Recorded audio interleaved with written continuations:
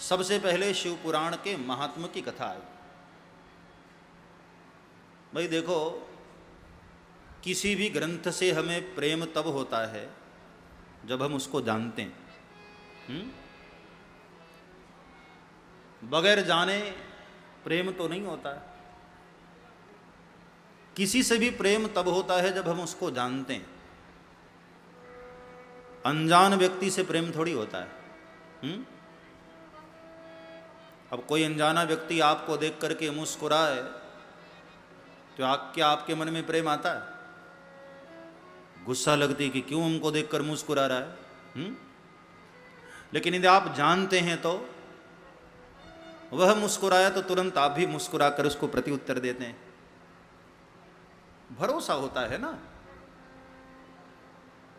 बाबा तुलसी ने भी मानस में इस बात को समर्थन दिया, जाने बिनु न होहि परतीति, जाने बिनु न होहि परतीति, जाने बिनु न होहि परतीति, जाने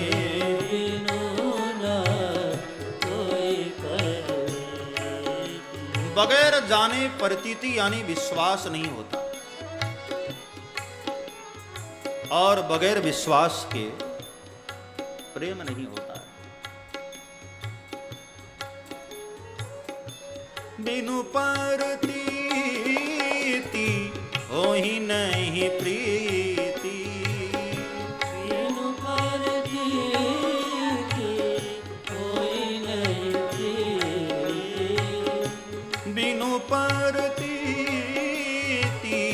होहि नहीं प्रीति, बिनु प्रतीति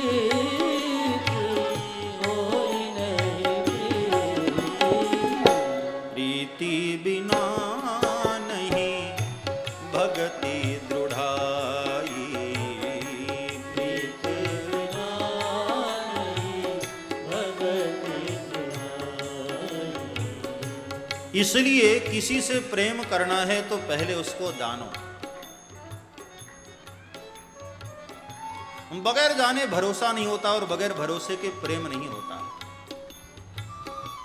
पहले जान लिया जाए। इसलिए किसी भी ग्रंथ के आरंभ में ग्रंथ का महात्म्य होता है। ये शिव महापुराण क्या है, पहले इसको जान लो। एक बार 88,000 शौनकादिक ऋषियों के मध्य में एक बड़े प्यारे संत का आगमन हुआ, श्री सूत जी महाराज का।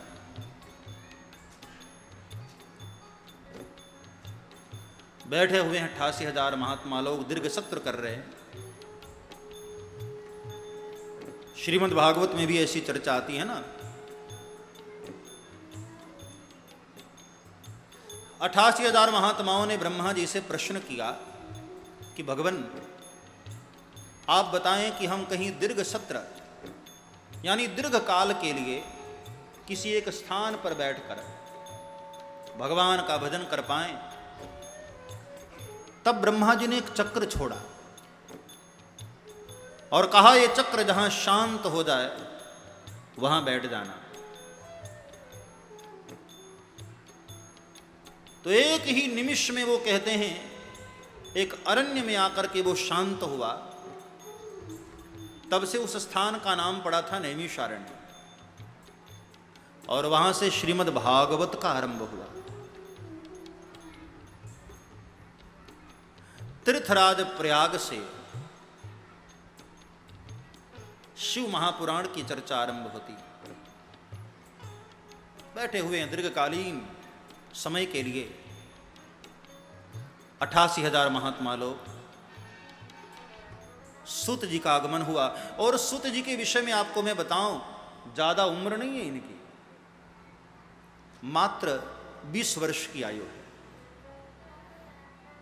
लेकिन विद्वान इतने हैं, करोड़ों करोड़ों सूर्य की भांति इनका ज्ञान प्रकाशमान है। देखो, अज्ञान अंधेरा और ज्ञान प्रकाश है। बहुत ज्यादा बड़ी आयु नहीं, मात्र 20 वर्ष के, लेकिन जैसे ही सूत जी आते हैं ना, तो बड़े बड़े महात्मा, बूढ़े से बूढ़े ऋषि लोग भी इनको देख करके खड़े हो जाते हैं, इनके ज्ञान के कारण। हम संसारियों में ऐसा होता है कि जो आयु में बड़ा हो जाता है हम उसी को बड़ा मानते हैं। कोई 60 साल का है, 80 साल का है, 90 साल का है, तो भले ही एक नंबर का मूर्ख है, लेकिन तुरंत हम पांव छूते हैं, तुरंत प्रणाम करते हैं। लेकिन संतों में ऐसा नहीं। बूढ़े से बूढ़े महात्मा भी किसी युवक को प्रणाम करते हैं। क्यों? ते सर्वे ज्ञान वृद्धस्य, जो ज्ञान में बड़ा होता है संतों में वो बड़ा माना जाता है। कोई धन में बड़ा होता है, कोई बल में बड़ा होता है, कोई आयु में बड़ा होता है, लेकिन ते सर्वे ज्ञान वृद्धस्य, जो ज्ञान में बड़ा होता है हकीकत में वो बड़ा है। जिसके पास ज्ञान है, जिसके पास विवेक है। और हम सांसारिक लोग आयु में जो बड़ा होता है उसी को बड़ा मान लेते हैं। भाई आयु में बड़ा तो कछुआ भी होता है, 500 साल का होता है, तो क्या कछुए को हम प्रणाम करेंगे? आयु में बड़ा होना है, कोई बड़ा होना है।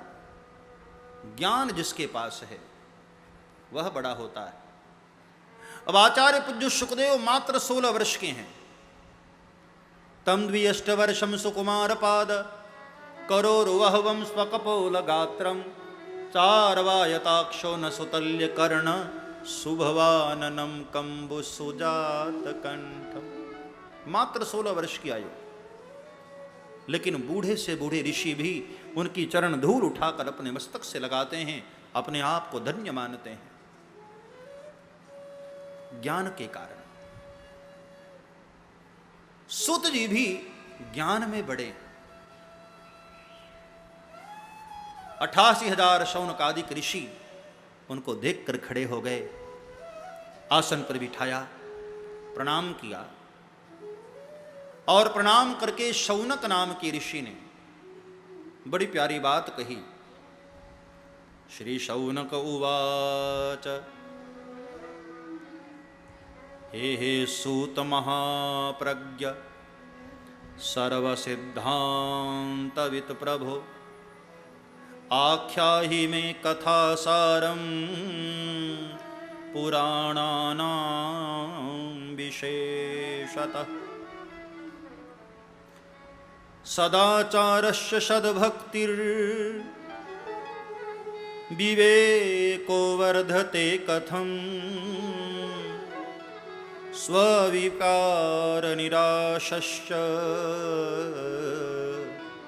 सज्जनैः क्रियते कथं जीवाशासुरतां प्राप्ता प्रायो घोरे कलाविह तस्य संशोधने किं हि विद्यते परमायनम्। हे श्री सूत जी, आपके चरणों में प्रणाम करते हुए यही निवेदन कर रहा हूं कि इस भयानक कलिकाल में किस प्रकार लोग आत्म कल्याण कर पाएं, महाराज वो मार्ग बताइए। आप पुराणों के वेत्ता हैं, वेद व्यास ऋषि के परम शिष्य हैं, आपके ज्ञान की तो मैं क्या महिमा गाऊं महाराज, आपको सब कुछ पता है। आगे आने वाले कलिकाल में जीवों के प्रति हमें चिंता होती है महाराज, जीव का किस प्रकार कल्याण हो। लोग पापाचार में लिप्त होने लग जाएंगे, पाप में डूबने लग जाएंगे। कलिकाल में वैसे ही सुमंद मतयो हो, बुद्धि कमजोर हो जाती है हमारी, लोग बड़े आलसी हो जाते हैं। हर काम करने के लिए बड़ा भाव रहता है, लेकिन मंदिर जाना हो, कथा में जाना हो, बड़ा आलस्य आता है। आपका भी अनुभव होगा। शादी वादी में जाना हो ना, तो सबसे पहले हमारी पूजा पाठ बंद हो जाती है। अरे बोले नहीं नहीं, बहुत बिजी है ना, समय नहीं है, क्या करें महाराज। आप शादी में जाने के लिए कथा को छोड़ देते हो, कथा में जाने के लिए शादी को कभी छोड़ा? यही हमारी नालायकी होती है। जो हमारे हैं ही नहीं, उनके प्रति हमें इतना प्यार होता है, और जो सदा से हमारा ही है, हम उससे दूर भागते रहते हैं। सब्सक्राइब करें श्री चिन्मयानंद बापू जी के YouTube चैनल को, और हमारे वीडियोस को सबसे पहले देखने के लिए बेल आइकॉन को दबाना न भूलें।